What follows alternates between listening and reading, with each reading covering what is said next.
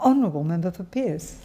Madam Speaker, thank you. And Madam Speaker, I rise to speak on an issue which is fast developing in my home state and which is already affecting the people of the seat of Pearce, and which before too long will become a very pressing issue for Western Australia generally.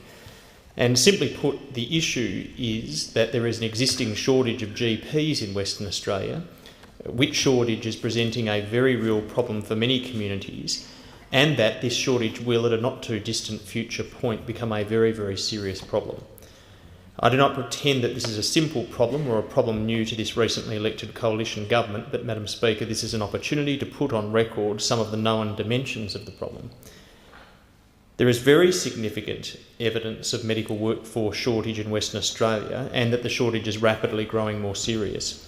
The most recent statistics from the Australian Institute of Health and Welfare and from the Bureau of Statistics show that medical workforce growth in Western Australia is not even close to keeping pace with population growth. Current estimates by the West Australian Department of Health show a deficit in 2013 of 500 general practitioners. Western Australia has the highest rate of population growth in Australia. The growth rate in the 10 years to 2011 was 24% compared with the national figure of 15%. And indeed, many outer suburban areas of Greater Perth grew at rates greater than 200%. Currently, the annual growth rate in Western Australia is 3.4%, and over 7,000 people are added to WA's population every month. That's based on ABS data from 2013, which means that around about 1,750 people are being added to West Australia's population per week. The recent Australian Institute of Health and Welfare report, their Medical Workforce 2011 report, shows that WA currently has the lowest level of EFT of doctors per head of population at 348 doctors per 100,000 of population, compared with 381 doctors per 100,000 of population for Australia as a whole.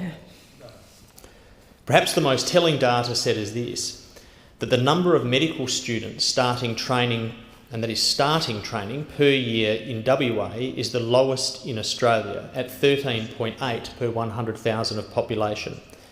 That same data set is 21 per 100,000 in Queensland, 22 per 100,000 in South Australia, and 23 per 100,000 in Tasmania. The AIHW report states, and I'm quoting here, between 2007 and 2011, the number of employed medical practitioners increased in all jurisdictions except Western Australia, and the FTE rate increased in all jurisdictions, where it declined from 383 to 348 FTE medical practitioners per 100,000 population, with the increase in both the number of medical practitioners and the hours they worked not keeping pace with the increase in population. The Health Workforce Australia report, Health Workforce 2025, shows that if Western Australia is to become self-sufficient in doctors, an additional 1,672 doctors, and that is over and above those projected from recent but modest growth in medical school places, will need to be practising by 2025. As well as a severe shortage, soon to become critical, there is a maldistribution of doctor supply geographically. In rural Western Australia, 53% of practitioners are overseas trained, and the continuing importation of overseas trained doctors is certainly not the long-term solution to a real supply problem. In rural and outer metropolitan WA, primary care GPs are particularly undersupplied. Retiring practitioners in these areas are not being replaced.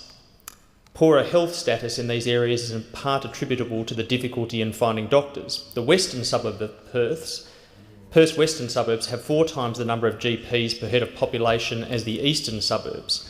And I might say, Madam Speaker, our views about western and eastern suburbs and their demographic profiles are reversed where I come from those that you might be used to. I do not suggest this problem is unknown, and the Coalition's early efforts are laudable. The government is committed to doubling the practice incentive payment for teaching medical students. The government is investing $40 million in up to 100 additional medical internships. The government has committed to provide 175 grants for rural and remote general practice to expand facilities.